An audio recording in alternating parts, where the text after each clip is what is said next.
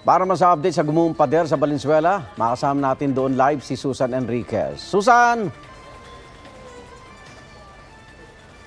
Igan, dito kami ngayon sa isa sa mga bahay dito, no. Ito, makikita mo, wala namang pinsala dito sa loob, ano. Pero yung mga nakatira dito, kailangan lumikas na dahil baka madamay pa sila doon sa nangyaring ang pagguho ng lupa dito sa barangay Mapulang Lupa, Valenzuela City. Ito yung isa sa mga bahay dito. Pero paglabas mo dito, ayan, makikita mo na dito, Igan, yung pinsalang idinulot ng pagguho ng mga bahay dito, no? Ang sinasabi dito, yung malaking puno na to, ito yung unang nabuwal at sa pagbuwal niyan, nadamay na itong pinakapader dito. Tapos, naging dahilan na rin ng pagguho ng mga bahay na nandito sa bahaging ito ng barangay Mapulang Lupa dito nga sa Valenzuela. So nandito ngayon yung mga tauhan ng rescue team ng barangay Mapulang Lupa para matignan kung ano pa yung mga pwede nilang masalba para sa mga naapektuhang residente. Although yung mga nakatira dito ay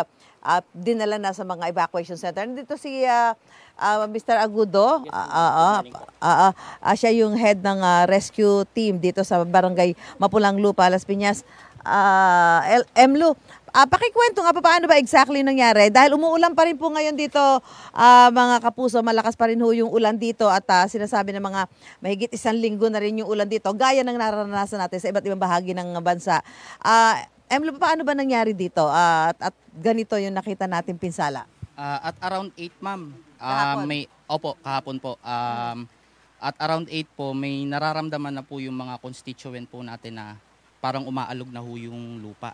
May pag-alog na, okay. Then, mga alas 9 po ng umaga, naka-receive na po kami ng tawag ng kailangan na may reported na po na pagguho po ng lupa rito. Ito, Emlo, itong pagguho na ito, nitong mga bahay, ano, nakikita natin, ayan, pader yan, no? Yung bumigay mo na yung puno, tapos na dama yung pader, sabay-sabay silang gumuho. Yes, ma'am. Parang domino effect po. Domino effect. Yes, Tapos yung mga residente, dahil sabi mo, alas 8 ng umaga, yes, nung nangyari to, yung mga residente, nasaan sila noong mga oras na yun? Nasa kanilang bahay, ma'am. Yung iba po, nasa labas. So, ang reported dito, isa yung nasugatan, wala naman tayo nadagdag na? Injured na nasa orthopedic po ngayon.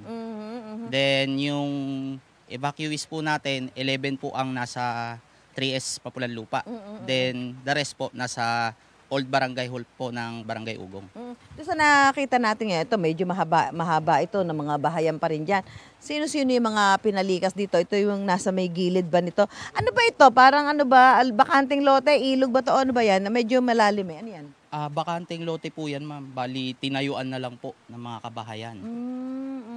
Medyo, pero pababa no? Yes po, ma'am. Pababa. So yung mga nandito, yung sa nakalinya dito, sa mga gumuho na to, yung pinalikas na rin ba yung mga yon? Yes po, ma'am. Agad po natin, ma'am, inassess, ma'am, yung mga residente. Then, dinala po kagad sila, ma'am, sa evacuation center, ma'am.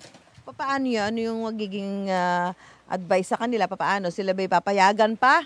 Sa ngayon, na bumalik dito, considering na ito nga nakita natin dahil yung tuloy-tuloy na magpag-ulan, lalo nga mag-ano yan, lalo pa yung lalambot. Ano ang magiging ng mga residente rito na naapektuhan? Mamaya po, ma'am, bali i-assess po to, ma'am, ng ating mayor po, ma'am, then ng city engineering kung ligtas pa po bang tayuan or tirhan tong lugar na po ito. Oo, kasi thank you, Emlu Agudo. Siya po yung head ng rescue ng barangay Mapulang Lupa, Valenzuela City. At doon sa nakikita natin, talagang malambot na ho yung lupa at gaya ho doon sa ibang lugar. Kaya ho may mga paalala tayo kung kayo ho ay nakatira sa mga gilid ng ilog, gilid ng bundok, o kaya naman sa mga lugar na gaya ho nito, no? Dahil yung tuloy-tuloy na pag-ulan, halos 2 linggo na ho tayong tuloy-tuloy yung pag-ulan, mag-iingat ho tayo at alamin ho natin yung mga peligro na maaari idulot sa atin kapag ho tayo nakatira sa mga ganun lugar. Anyway, so yan na, patuloy ho sila sa tinitingnan ng mga rescue team kung ano pa mga pwede maisalba, maibigay doon sa mga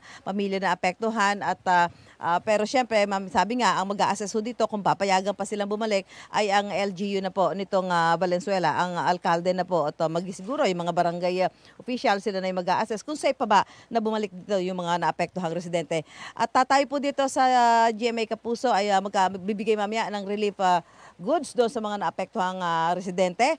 Yun hong 27 pamilya, bibigyan ho natin sila ng relief goods at sila nga po ay pinaghiwalay nasa 2 evacuation center ho ang mga apektadong pamilya. pamilya dito sa nangyaring pagguho ng ilang kabahayan dito sa Barangay Mapulang Lupa sa Valenzuela City. Mula po rito, balik muna sa studio. Maraming salamat, Susan Enriquez. Mauna ka sa mga balita. Bisitahin at mag-subscribe sa GMA Integrated News sa YouTube. Sa mga kapuso abroad, samahan nyo kami sa GMA Pinoy TV at sa www.gmanews.tv.